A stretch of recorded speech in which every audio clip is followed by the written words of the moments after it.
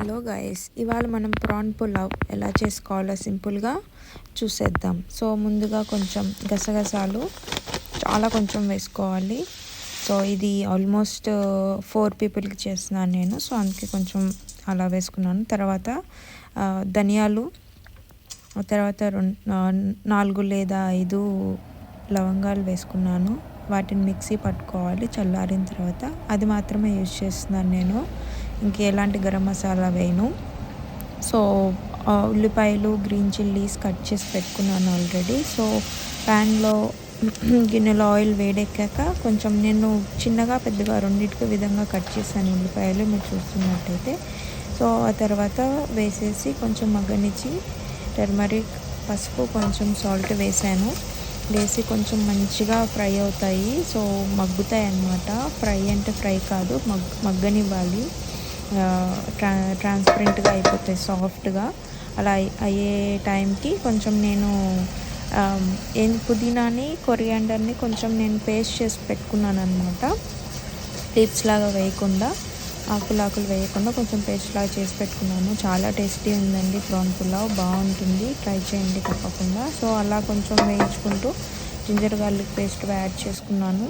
కాసేపు అయిన తర్వాత ఆ తర్వాత ఇది మనము ధనియాలు, గసగసాలు పౌడర్ చేసుకున్నది కూడా వేసేసి, లవంగాలు అది పౌడర్ చేసుకున్నది కూడా వేసేసి ఫ్రై చేస్తున్నాను. ఇలా అవుతుందన్నమాట. సో ఇలా మంచిగా ఫ్రై అవుతున్నప్పుడు మగ్గనిచ్చి ఫ్రై అవుతున్నప్పుడు మనము యాడ్ చేసుకోవాలి, ప్రాన్ అనేది యాడ్ చేసుకోవాలి. ఇది ఫ్రెష్ ప్రాన్స్, క్లీన్ చేసి పెట్టుకున్నాను ఆల్రెడీ నేను. ఉప్పు, పసుపు వేసి ముందు రోజు పెట్టేసుకున్నాను, ఎందుకంటే టైం ఉండదు. సో మొత్తం ఫిష్ ఇవన్నీ తీసుకొచ్చి ఒకటేసారి క్లీన్ చేసి పెట్టుకుంటాను నేను. సో ఇలా యాడ్ చేసుకున్నాను. పచ్చి ప్రాన్స్ చాలా బాగున్నాయి, టైగర్ ప్రాన్స్ అంటారు. వాటిని అలా కలిపేసి కాసేపు మూత పెట్టేసి మధ్యలో కలుపుకుంటుంటే ఒక 5 మినిట్స్ 4 మినిట్స్కి ఒకసారి కలుపుతూ ఉండాలి మధ్యలో. సో అలా కలుపుతూ ఉంటాము. సో కొంచెం అయిన తర్వాత అవే వాటర్ ఫామ్ అయిపోతాయి, మనం ఏం వేయనక్కర్లేదు. దానిలో ఉన్న వాటరే వచ్చి మంచిగా బాయిల్ అయిపోతుంది. ప్రాన్ అనేది కొంచెం కుక్ అయిన తర్వాత, సో నేను కొబ్బరి పేస్ట్ వేసాను, అది క్లిప్ మిస్ అయినట్టుంది. సో మీ దగ్గర ఉంటే మీరు కొబ్బరి పాలు కానీ కొబ్బరి పేస్ట్ కానీ యాడ్ చేసుకోండి. సో ఇలా ఫ్రై కొంచెం మంచిగా మగ్గనిచ్చిన తర్వాత అలా వాటర్ ఫామ్ అవుతుంటాయి. ఆ వాటర్ అన్నీ వచ్చి ఫామ్ అయిపోయిన తర్వాత అప్పుడు నేను రైస్ అనేది యాడ్ చేసుకున్నాను.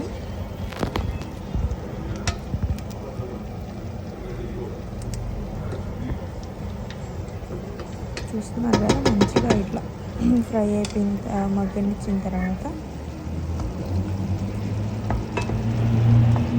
సో ఒకసారి మీరు కావాలి అంటే ఒక ప్రాన్ అలా ఉంచండి, ఊరికే తునిగిపోతుంది. ఆ తర్వాత రైస్ యాడ్ చేసేసుకున్నాను. రైస్ యాడ్ చేసేసుకున్న తర్వాత నేనైతే 2 కప్స్ తీసుకున్నాను. కొంచెం మీడియం సైజ్ కప్పే, చిన్నది కాదు. సో 4 మెంబర్స్కి అనమాట. సో అలా వేసిన తర్వాత వాటర్ కూడా యాడ్ చేసేసి ఒక నిమ్మకాయ పిండుకున్నాను. సో అలా పిండుకుంటే ఏమైతే రైస్ కూడా మంచిగా కుక్ అవుతుంది. సో ఒక్కొక్కసారి సగం ఉడికి సగం ఉడకకుండా ఉంటుంది. సో దానికోసం అనేసి మేము ఎప్పుడు రైస్ ఇలా బాయిల్ చేసినప్పుడల్లా మా నాన్నమ్మ చిట్కా అనమాట అది. తను ఎప్పుడు ఒక నిమ్మదబ్బ పిండుతుంది అనమాట. సో రైస్ మంచిగా వండుతుంది, రైస్ మంచిగా ఉడుకుతుంది. సో ఇలా ఆల్మోస్ట్ మధ్యలో వచ్చేసిన తర్వాత ఒకసారి అలా తిప్పాను, ఎందుకంటే మసాలా అంతా మంచిగా పట్టుకుంటుంది అనేసి. ఇలా ఒక 15 to 20 మినిట్స్ తర్వాత పులావ్ అనేది రెడీ అయిపోయింది. నేను ఇంకా ఎలాంటి కారం ఏమీ వేయలేదండి, ఇలానే చాలా బాగుంది. సో ఇలా ట్రై చేయండి ఒకసారి. నేను అదే మసాలా యూస్ చేశాను, ఎలాంటి గరం మసాలా యూస్ చేయలేదు తర్వాత. So simple pulao. సో పిల్లలకు కూడా చాలా నచ్చుతుంది, ట్రై చేయండి ఒకసారి. ట్రై చేసి ఎలా ఉందో చెప్పండి కామెంట్ బాక్స్లో. Thank you for watching.